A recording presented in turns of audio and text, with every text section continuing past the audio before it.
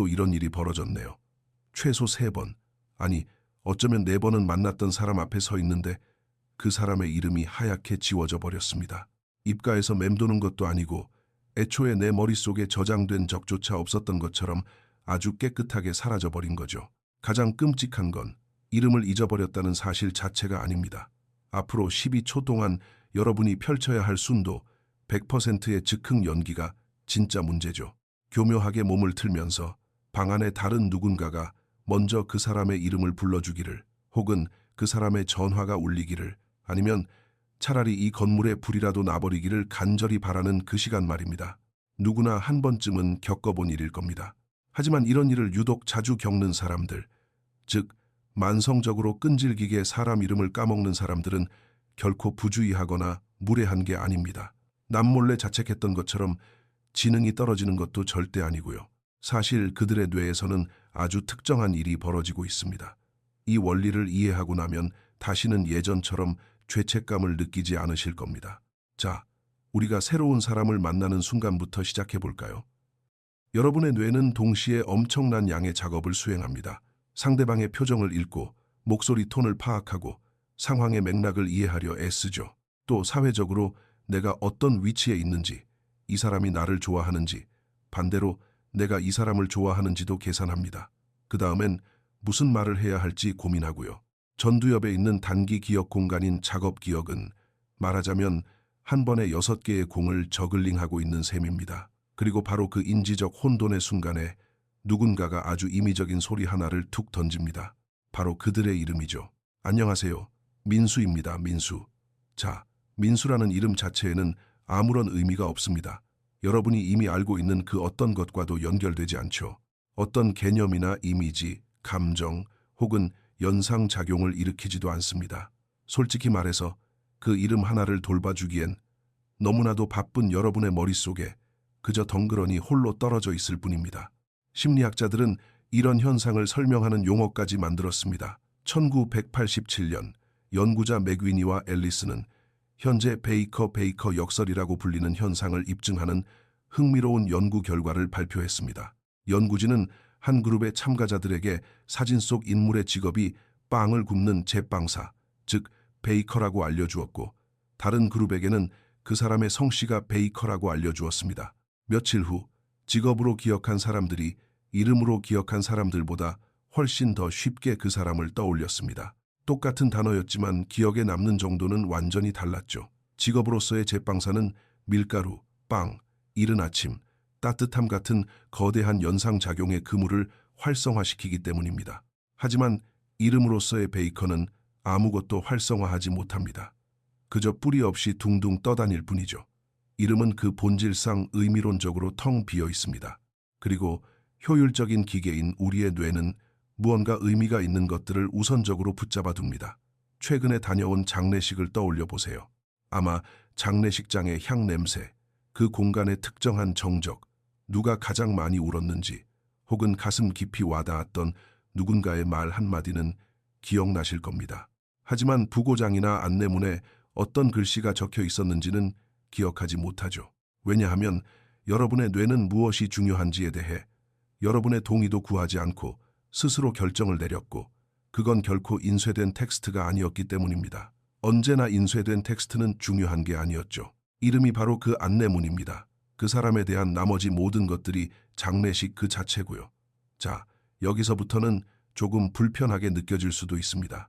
많은 사람들이 인정하고 싶어 하는 것보다 훨씬 더 개인적인 이야기니까요. 만성적으로 이름을 잊어버리는 사람들의 상당수는 사회적 상호작용을 할 때 자기 자신의 생각에 지나치게 빠져 있는 사람들입니다.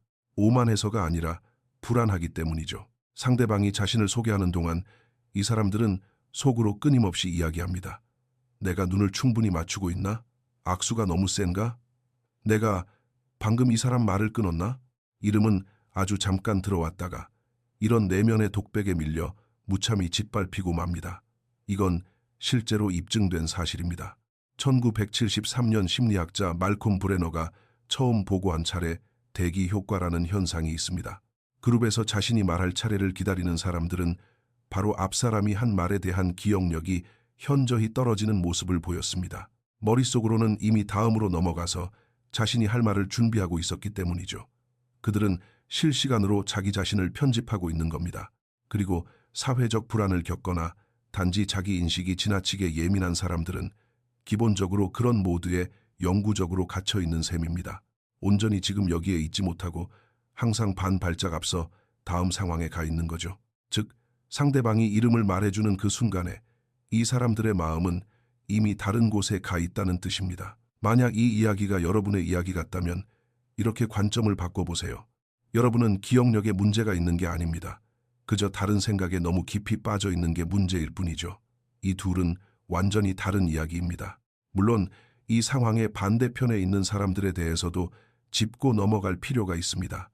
이름이 잊혀진 당사자들이 느끼는 감정적인 상처는 정말 진실된 것이니까요. 그걸 아니라고 부정하는 건 불공평한 일입니다. 누군가 내 이름을 잊어버렸다는 건, 특히 그게 반복된다면 작지만 꽤 날카로운 메시지로 다가옵니다. 당신은 내 기억에 남을 만큼 중요한 사람이 아니야. 이렇게 느껴지죠. 비록 그게 완전한 오해일지라도 뇌는 그렇게 받아들입니다. 그리고 뇌가 항상 이성적으로 작동하는 건 아니죠.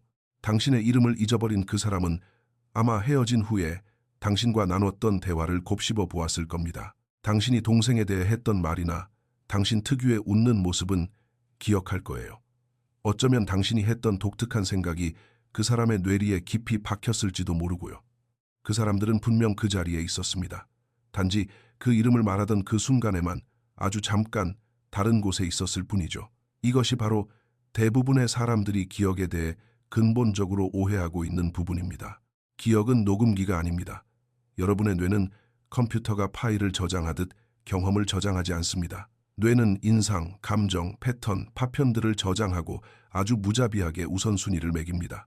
감정적으로 크게 다가온 것, 저장. 놀라운 것, 저장.